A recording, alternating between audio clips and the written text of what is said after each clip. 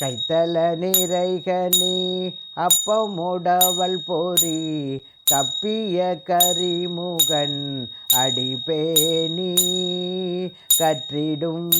அடியவர் புத்தியில் உரைபவர் கற்பகம் என வினை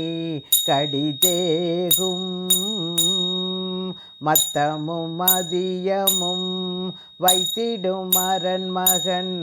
மற்பொரு திரள் போய மதயானை